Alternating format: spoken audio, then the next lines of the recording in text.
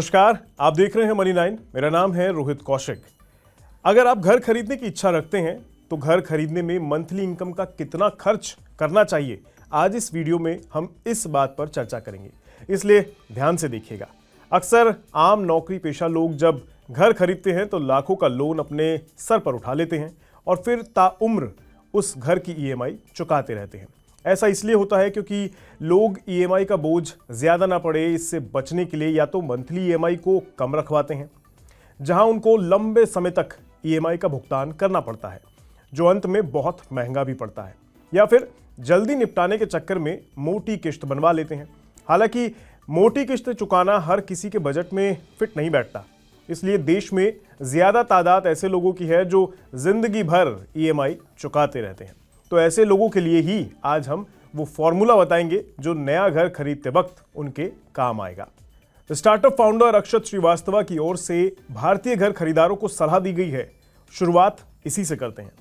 अक्षत का कहना है कि अपनी आय यानी जो आपकी इनकम है उसका 33% से ज्यादा ईएमआई में नहीं लगाना चाहिए।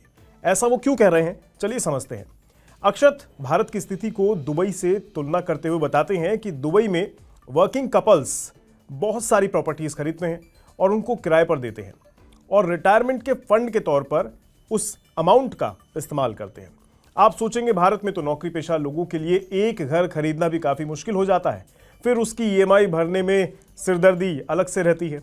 आप सही सोच रहे हैं। इसके पीछे कारण है दुबई में लोन पर इंटरेस्ट रेट। दरअसल दुबई में लोन लगभग 5% पर मिल जाता है और प्रॉपर्टी पर 6 से 7% का रिटर्न मिल जाता है, लेकिन भारत में लोग 10% पर लोन लेते हैं और रिटर्न सिर्फ 3% मिलता है। इसलिए अक्सर एक आदमी की आय सिर्फ ईएमआई भरने में ही चली जाती है।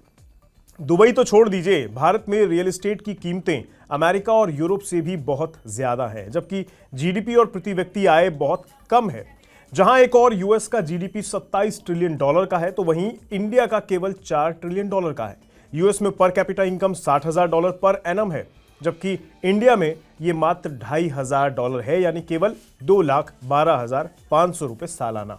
इसलिए भारत में लोगों के लिए अपना घर खरीदना अक्सर सपना बनकर ही रह जाता है, और अगर कोई खरीद भी ले तो ईएमआई का बोझ सारी उम्र उठाना भी पड़ता है।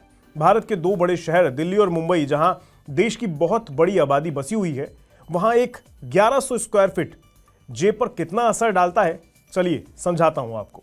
अगर आप मुंबई जैसे शहर में घर खरीद रहे हैं तो मुंबई के किसी अच्छे इलाके में 1100 स्क्वायर फीट का 2 या 3 कमरे वाला फ्लैट 2 से 3 करोड़ रुपए के प्राइस में मिलेगा। पहले तो कमाल की बात यही है कि ये कीमत बहुत ज्यादा है, लेकिन मान लीजिए आपको घर खरीदना ही है इस कीमत पर भी, तो सबसे पहले तो आपको कम से कम इसका 10% डाउन पेमेंट करना ही होगा। 20 करोड़ का 10% यानी 20 लाख आपको देना होगा। अब बचे 1,80,00,000 रुपए, इसकी आपको ईएमआई चुकानी होगी मंथली बेसिस पर। 33% ईएमआई का मतलब आप समझ रहे हैं।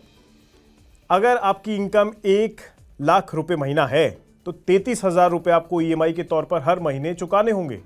लेकिन यहीं से शुरू होगी असली परेशानी, क्योंकि 1,80,00,000 की ईएमआई आपकी 1,00,000 की मंथली इनकम के लिहाज से फिट नहीं बैठेगी। 33,000 रुपये मंथली ईएमआई के तौर पर आपको 50 साल तक ईएमआई का बोझ उठाना होगा, जो कि कहीं से भी फंडामेंटली ठीक नहीं बैठेगा। ईएमआई का बोझ जितना कम हो उतना अच्छा है। फिर भी 1,80,00,000 का जो बड़ा सा अमाउंट है, इस लिहाज से कम 25 साल तक आपको ईएमआई भरनी होगी, जिसके लिए आपको हर महीने करीब 72,000 रुपये की किश्त भरनी होगी, जिसका मतलब है कि आपकी मंथली इनकम कम से कम 2.5 लाख रुपए महीना या फिर उससे ज्यादा होनी चाहिए। तो ये है मुंबई में एक घर खरीदने का हाल, जहां लाख 2 लाख कमाने वाला फिट नहीं बैठ पाएगा। वहीं अगर आप दिल्ली एनसीआर की बात करेंगे तो दिल्ली एनसीआर के गाजियाबाद जैसी सिटी में एक 1100 स्क्वायर फीट का 2 बीएचके या 3 बीएचके फ्लैट आपको कम से कम 40 से 80 लाख रुपए तक की कीमत में मिल सकता है। इस लिहाज से अगर आप देखेंगे तो 1 लाख मंथली इनकम पर यहां आपको 33% वाला फार्मूला कुछ हद तक काम कर जाएगा। मंथली इनकम का 33% मतलब 33,000 रुपये, और इसकी ईएमआई आपको फिट बैठ सकती है आपकी जेब पर। तो ये है अपने देश के दो बड़े शहरों का हाल। कुल मिलाकर बात यह है कि अगर आप घर खरीदें तो अपनी मंथली सैलरी का 33% का कैलकुलेशन ज़रूर कर लें। उसके बाद आप सही से विचार कर सकेंगे कि आपको कितनी कीमत का घर खरीदना सही रहेगा। और ध्यान रहे, खरीदते वक्त ईएमआई पर अपनी इनकम के 33% से आगे ना बढ़े। उम्मीद है ये जानकारी आपके काम आएगी। नमस्कार।